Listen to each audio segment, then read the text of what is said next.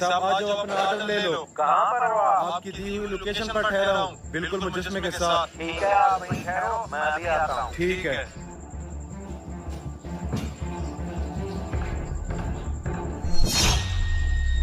मुझे ऐसा क्यों लगा जैसे ये मुजस्मा हिला हो। आते हुए इसका मुंह उस तरफ था, अब इधर कैसे हो गया?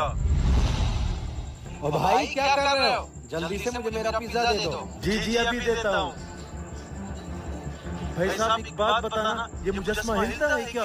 पागल हो क्या? मुजस्मे कब से हिलने लगे? ये बेचारा तो कई सालों से ऐसे का ऐसे ठहरा हुआ है। अच्छा, शायद मेरा वहम होगा। ठीक है, तुम ये बताओ इसका बिल कितना बना? बिल तो पूरे 3000 का बना है। इतनी दूर आपको पिज्जा देने आया हूँ, अगर थोड़ी सी